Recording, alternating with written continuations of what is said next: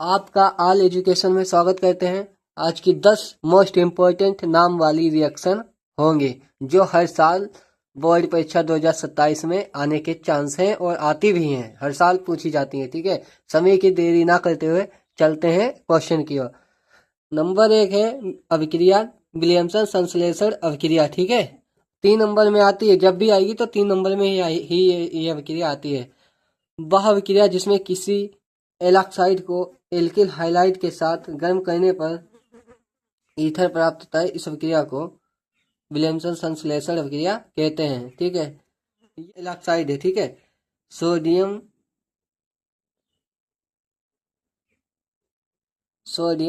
Alkyd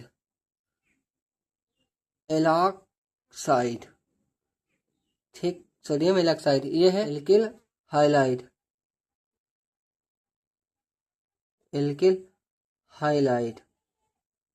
ठीक है, वह अभिक्रिया जिसमें किसी एल्काइड को एल्किल हाइलाइड के साथ गर्म करने पर ईथर प्राप्त होता है, इस अभिक्रिया को ही विलियमसन संश्लेषण अभिक्रिया कहते हैं। कैसे मतलब प्राप्त होगा, ये देखो, ये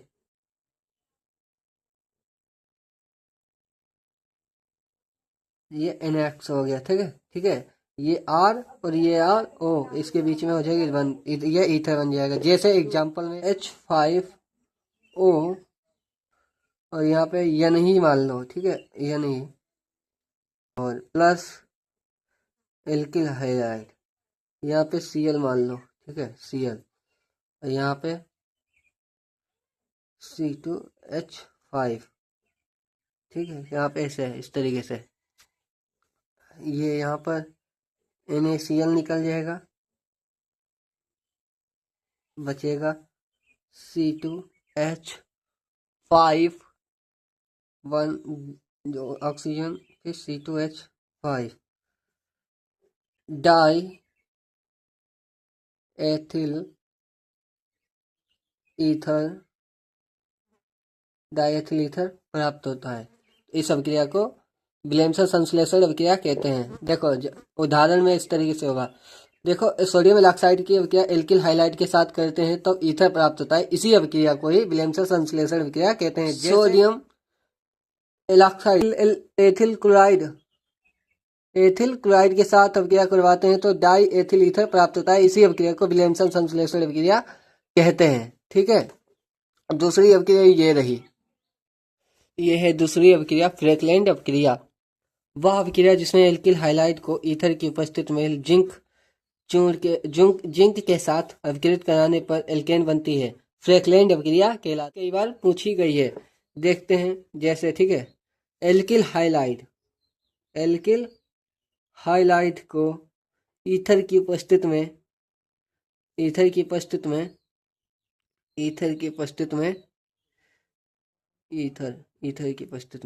ठीक है, यहाँ पे क्या हो जाएगा, ये जिंक प्लस,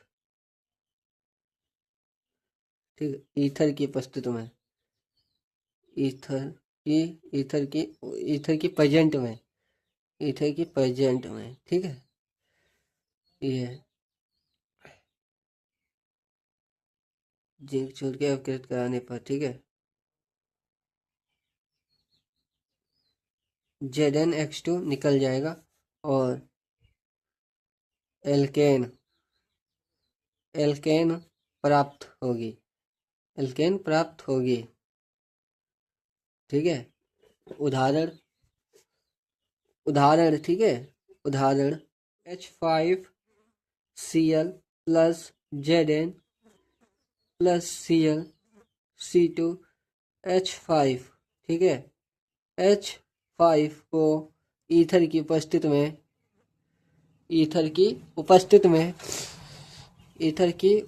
में C2H5 Cl C2H5, ठीक है, प्लस ZnCl2 जिंक क्लोराइड,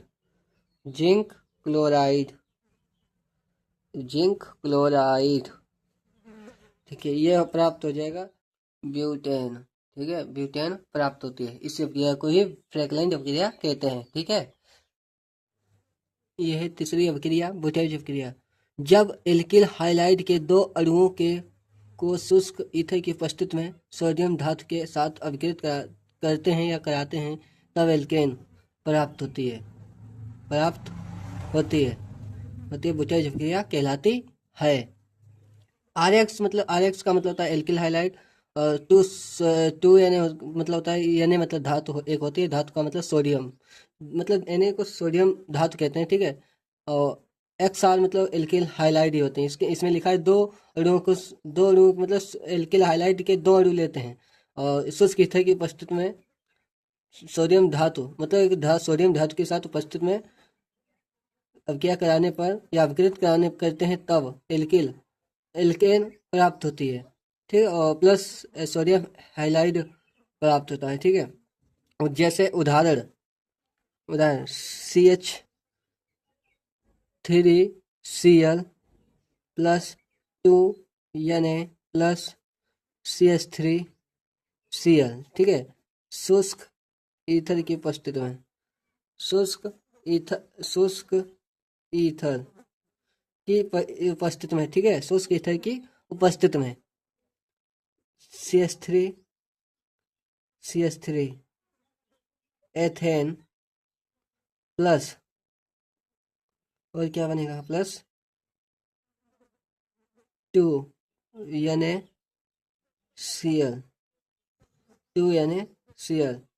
यह है चौथी अभिक्रिया, बुटाइज फिटिंग अभिक्रिया। वह अभिक्रिया जिसमें एक अणु एल्किल हाइलाइड व दूसरा अणु एरिल हाइलाइड की शुष्क ईथर की उपस्थिति में सोडियम धातु से क्रिया करने पर टॉलुइन प्राप्त होता है, जिसे बुटाइज फिटिंग अभिक्रिया कहते हैं। मतलब एल्किल हाइलाइड जो खुली श्रृंखला का होता है, जो एरिल हाइलाइड जो बंद श्रृंखला का होता है। ठीक है, ये RX एल्किल क्लोराइड, ठीक है, एल्किल हाइलाइड है। ठीक है, हाइलाइड, और ये धातु यानी ये है एरिल हाइलाइड की शुष्क ईथर की उपस्थिति में करवाने पर RAR, ठीक है, प्लस 2NaX। एल्किल एरिल, ठीक है, एरिल, ये 2NX। ठीक है, इसी अभिक्रिया को बुटाइज फिटिंग अभिक्रिया कहते हैं। उदाहरण के लिए, ठीक है, उदाहरण के लिए CH3Cl, ठीक है, प्लस 2Na, ठीक है, प्लस एरिल मतलब बंद श्रृंखला वाला, ये Cl, इसे क्लोरोवेंजीन कहते हैं, क्लोरोवेंजीन कहते हैं। ठीक है, इसकी क्या करवा, ठीक है, 2NaCl निकल जाएगा, बचेगा क्या, शुष्क ईथर की उपस्थिति में टॉलुइन प्राप्त होगा। CH3 बेंजीन पर CH3, ठीक है, ये टॉलुइन, ठीक है, टॉलुइन और प्लस 2NaCl बनेगा। ठीक है, ये सोडियम क्लोराइड, इसे सोडियम क्लोराइड, ठीक है, सोडियम क्लोराइड। यह है मेथिल क्लोराइड, ये मेथिल क्लोराइड, ठीक है, ये सोडियम है, ये बेटा जो क्या फिटिंग कहलाती है। ये पांचवी अभिक्रिया है, सीमित अभिक्रिया। ठीक है, वह अभिक्रिया जिसमें कार्बोक्सिलिक अम्ल को हाइड्रोजोइक अम्ल के साथ सांद्र H2SO4 की उपस्थिति में विकृत करने पर प्राथमिक एमीन प्राप्त होती है, सीमित अभिक्रिया कहलाती है। Hydrazoic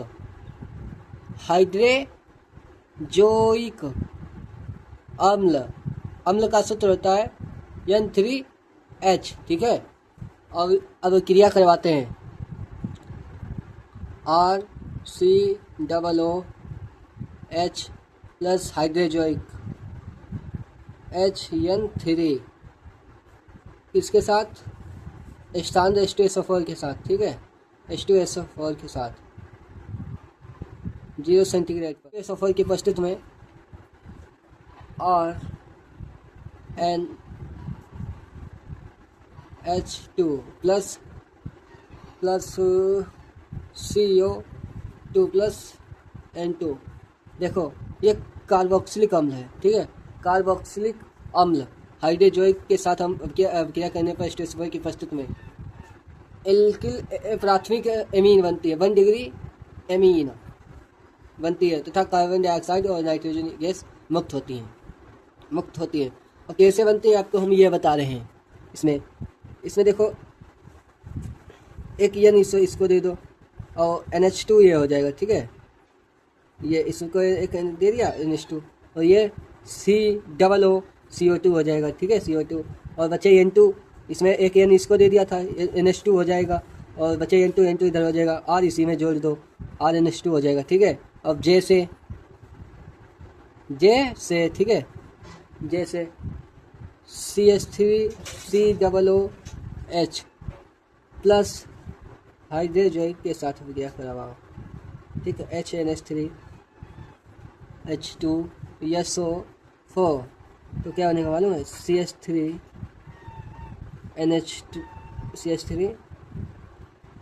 NH2 plus CO2 plus N2 मुक्त। ये है एसिटिक अम्ल,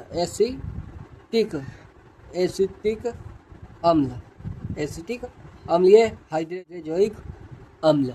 ये बनेगा आपका मेथिल एमीन।